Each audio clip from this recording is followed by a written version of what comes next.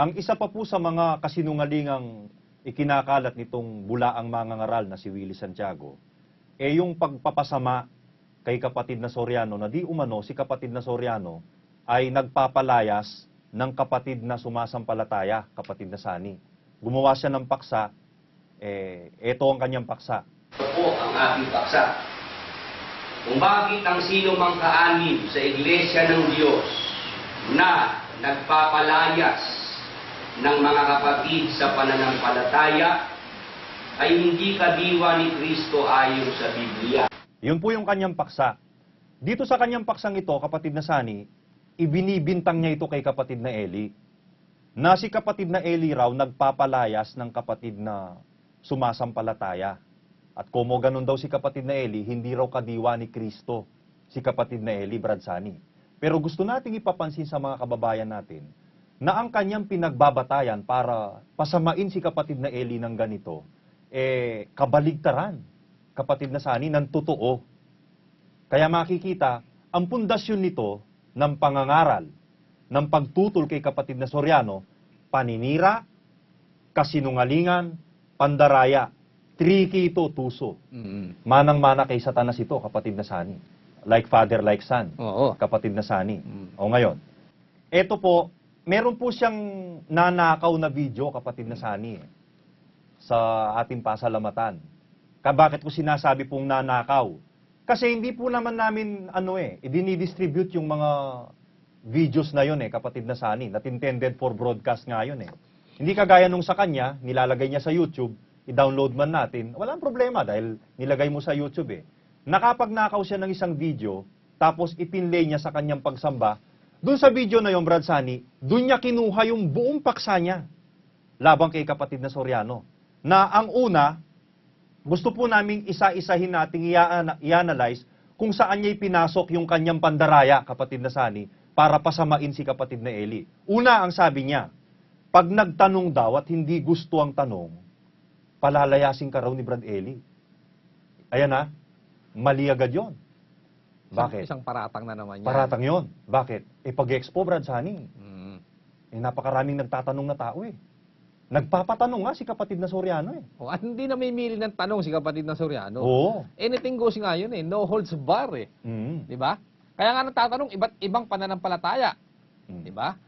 Kaya pag Bible Expo, minsan merong Muslim. Minsan may ateista. Di ba? Hindi yung gusto niya lang tanong, yun lang ang sasagutin niya. Na pag hindi niya gusto yung tanong, palalayasin ka. Hindi totoo yan. Hindi. Nagpapatanong si kapatid na Eli sa Bible Exposition, maging sa consultation, kapatid na Sani, sa mga kapatid. Kahit nga, hindi mo nga alam kung ano itatanong nung magtatanong Hindi natin ini-screen Nakakapagtanong, kapatid na Sani, at hindi natin pinapalayas. Totoo yan. At ang isang ang layunin kung bakit nga nagkakaroon tayo ng consultation na gusto nga mangyari ni kapatid na Eli, kahit na siya'y pagod na at puyat, pero tuloy pa rin yung consultation pagka meron tayong pasalamat, dahil sa kagustuhan niyang ma-resolve ang mga problema ng mga kapatid, maging ng mga bisita. Dahil gusto niyang maakay sa katotohanan at maligtas. Hindi para palayasin sa iglesia, kapatid na Rodel. At sakripisyo yon sa party ni kapatid na Eli, dahil alam naman nating nasa ibang bansa siya, yung oras na yon, madaling araw yung kapatid na Sani, pinasasama nitong taong masama ang isip na ito. Ngayon, i-analyze po natin yung ipinlay niyang video, pagkatapos, makikita nyo kung paano siya nagkomento, kitang-kita pandaraya nito, kapatid na Sani. Eto, i-play po natin yung video. Pagka ikaw ay nagtanong at hindi nila gusto tanong mo, lumayas ka rito. Yung ba mga kapatid yun ba chismis lang? Di ba meron naman talaga tayong patunay din na pagka ayaw niya sa'yo, lumayas ka rito. Paano po ang dapat gawin sa kapatid po na maramdamin at kapag nagdadamdam siya sa kapatid, ay nagsasabing lilipat siya sa ibang iglesia? Ayun, kapatid na Sani, ang ipinlay niyang video. Sa consultation yan Merong kapatid na nagpadala ng tanong, tinatanong kay kapatid na Eli. Ang tanong, paano po ang dapat gawin sa kapatid na maramdamin at pagka nagdadamdam siya sa kapatid, nagsasabing lilipat siya sa ibang iglesia? Ayun. May nagtatanong na kapatid kung anong gagawin dun sa kapatid na maramdamin, kapatid na Sani. Na pagka magdaramdam, ang sinasabi, lilipat siya sa ibang iglesia. Yun ang tanong. Ngayon, ano po ang naging kasagutan? Tuloy po natin yung ipinlay niya po ito sa mismong pagsamba niya, Brad Sani, para siraan si kapatid na Eli. Tuloy po natin. Pag nararamdam, lilipat. Sabi mo, lumipat na siya ngayon. Kaya sabihin mo doon, sino man yung nagtatanong, na pagka nagdaramdam siya sa kapatid, pati yung aral ay itinatakbo niya dahil lilipat siya sa iba iglesia. Ngayon pa kamo, lumipat ka na. Yun po yung video na kanyang ipinlay, kapatid na Sani. Pansinin mo yung kanyang introduction. Pagka ikaw ay nagtanong at hindi nila gusto tanong mo, lumayas ka rito. Pagka ikaw ay nagtanong at hindi nila gusto ang tanong mo, lumayas ka rito. Yun ang pinlay niya, kapatid na Sani. Na merong nagtanong sa consultation, kinukonsulta kung ano ang gagawin dun sa kapatid na pagka nagdaramdam, nagsasabing lilipat sa iglesia. Di ba? Ano sabi ng kapatid ni Eli? Pagka nagdaramdam, lilipat. Sabihin mo, lumipat na siya ngayon. Di ba? Pero ang pinapalipat ni kapatid na Eli, kapatid na Sani, yung nagsasabing lilipat na. Yung nagdaramdam. Yung nagdaramdam. Na pagka nagdaramdam sa kapatid, ang sinasabi, lilipat sa ibang iglesia. Oo, hindi yung nagtatanong. Oo. Ngayon, kahit sino pa yun, kung may magtanong man na kapatid, na ganon ang kanyang kalagayan, na pagka nagdaramdam sa kapatid, sasabihin lilipat sa ibang iglesia, lumayas ka na nga. Oo, ayaw mo pala eh. Ayaw mo eh. Diba? Na itatakwil mo na yung aral, na wala ka natutunan, nagdamdam ka lang sa kapatid, pati iglesia, itatakwil mo na at lilipat ka sa ibang iglesia. May pananampalataya ba yung kapatid na Rodel? Wala yun. Pero alam niyo po kung paano niyo pinasama si kapatid na Eli rito, Brad Sani? Pinapalabas niya sa kanyang paksa na yung nagtatanong ang pinalalayas ni kapatid na Eli. Pakinggan niyo po kung paano niya pinasama si kapatid na Eli. Yung video kanina, mga kapatid, yun ay sumasampalataya yun. Nagtatanong lang. Meron lang gustong linawin. Nabubuluhan lang ang isip. Pero ano po naging pagsagot? Lumayas ka rito. O yan. Kitang-kita niyo po yung kanyang scheme, mga kababayan.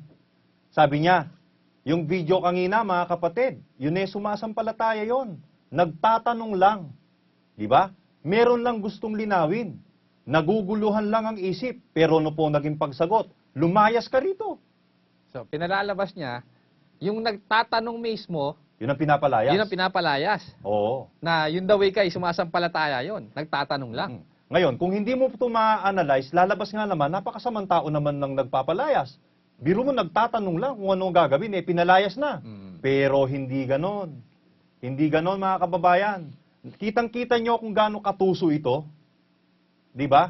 Kaya ito, kung meron pang pwedeng ibang gamitin bukod sa tarantado, dapat gamitin dito Napakawalang hiya nitong taong ito. Mga kababayan, pinatitibay mo ang iyong miyembro laban kay kapatid na Soriano sa pamamagitan ng taktika mong makademonyo. Bakit? Biro mo. Ang liwanag naman napanood naman natin May nagtatanong. Ang tanong papaano po ang dapat gawin sa kapatid na maramdamin? At pagka nagdaramdam siya sa kapatid, nagsasabing lilipat siya sa ibang iglesia. Ang sabi ni kapatid na Eli, pag nagdaramdam, lilipat. Sabihin mo, kanino sasabihin? Sabihin mo dun sa nagdaramdam. Sabihin mo, lumipat na siya ngayon.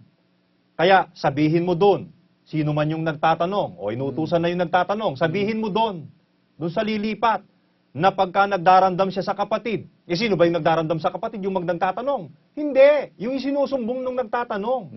Sabihin mo dun, sino man yung nagtatanong, na pagka nagdaramdam siya sa kapatid, pati yung aral, tinatakwil na. Dahil lilipat sa ibang iglesia, ngayon pa kamo lumipat ka na. Sino pinapalipat? Yung isinusumbong nung nagtatanong. Tama. At hindi yung nagtatanong ang pinapalayas, pero yung minamarka si Bradeli na napakasamang tao sa kanyang salita. Oo. Di ba? Kasi Biro kung mo. i-analyze mo naman, maliwanag yung sagot ni kapatid na Eli, na ina-address niya yung sagot niya, sabihin doon sa nagtatanong, yung nagtatanong ngayon, kasi siyang nagsabi na kung yung merong kapatid na pagka nagdaramdam, sinasabing lilipat sa ibang iglesia. Pero ang nagtatanong, hindi yung nagdaramdam, kapatid na Rodel. Hindi yun. Kundi nagtatanong siya kung ano nga ang dapat na gawin dito sa nagdaramdam sa kapatid, ililipat sa ibang iglesia. Mm. Kaya, in-address niya, sabihin mo doon, sino man yung nagtatanong. Mm. No? Sabihin mo doon sa nagdaramdam, kung ikaw yung nagtatanong, kapatid na Rodel, sabihin mo doon Doon sa nagdaramdam. sa nagdaramdam. Mm. Na doon sa nagdaramdam na yon, napagka siya, merong sama ng loob o nagdaramdam sa kapatid, pati yung aral, tinatakwil niya dahil lilipat siya sa ibang iglesia. Ngayon pa mo, lumipat ka na. Oo. So, yan po. Alam nyo, itong paksa niyang ito, halos mahigit 1 oras yata ito, Brad Sani. Yan ang kanyang batayan. Kaya kitang-kita nyo kung paano po siya nagpapasama ng kapwa-tao at kung paano naman niyang pinatitibay sa kasinungalingan at mali ang kanyang mga miyembro dahil sa kanyang katusuhan sa pandaraya. Tapos, eto pa, Brad Sani. Gumamit siya ng sitas, tapos, ipinapanira niya kay kapatid na Eli yung ginamit niyang sitas. Titignan natin, hindi naman lapat doon sa talagang sitwasyon na kanyang ipinakita sa pagpapatuloy po nitong ating pagtalakay na ito. Dahil hindi natin kayang tapusin sa isang, ano po ito isang episode lang, yung kasunod.